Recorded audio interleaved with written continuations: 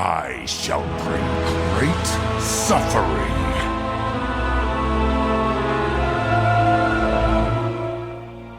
So let's start talking about the Mordekaiser rework with a quote from the post that announced the update.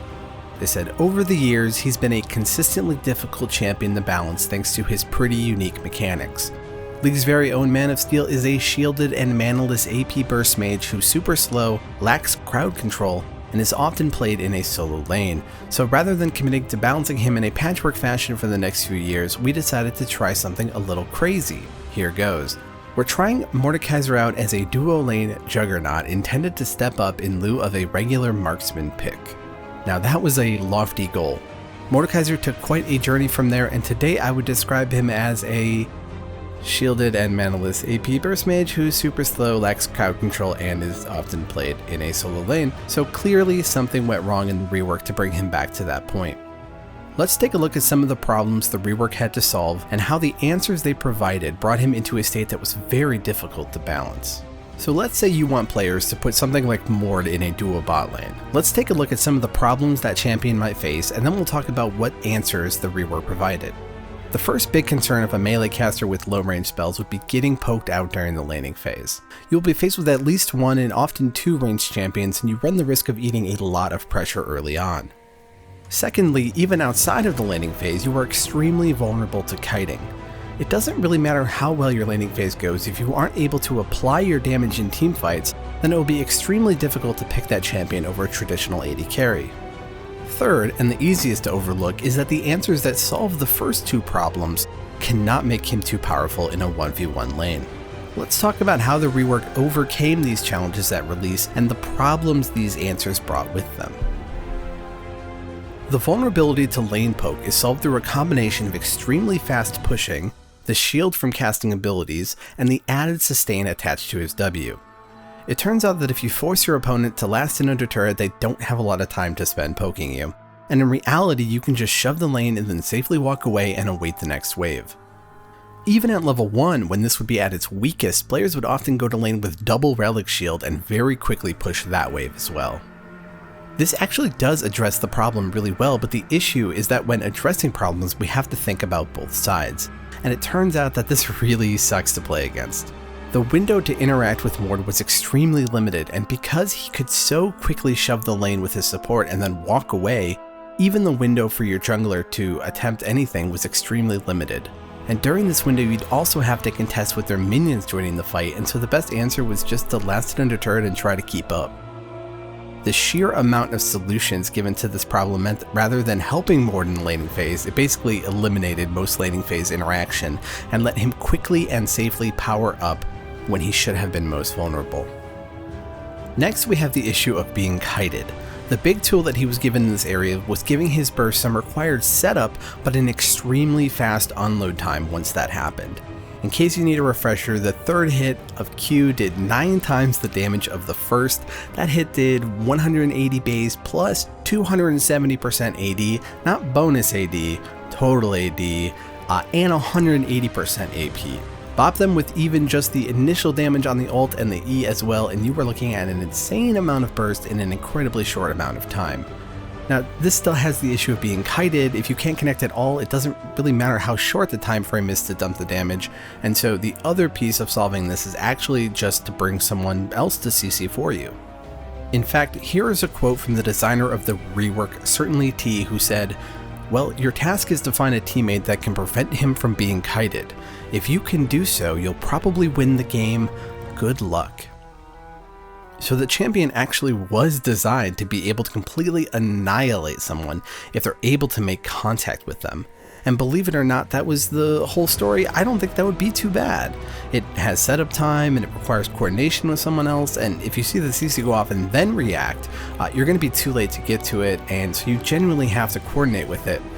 That would be true in a world where we didn't have the summoner spell, Flash. I truly believe that Flash makes this entire design fall apart. It takes away so much of the coordination and dependency that justified the power behind it. You can now reactively get to a lockdown target, and if you get close enough that you can just flash into auto range, you don't even need any outside help, because not even matching the flash will save them from that giant hit if you were in range to start the auto. and it won't move them out of range of the ultimate follow-up, especially if you have that Rylai's slow. The initial contact is already there, and a lot of the drawbacks are missing. Yeah, it has a crazy long cooldown, but it really doesn't take much late game to snowball a game to victory, and deleted target plus their ghost is extraordinarily powerful. It's all the "you'll probably win the game" without the pesky "find a teammate" conditional. And because Flash is already an absurdly useful skill in normal use, there's no opportunity cost for taking it. There's no downside because you were going to take it anyway, and so a potentially fragile play pattern became a consistent delete button.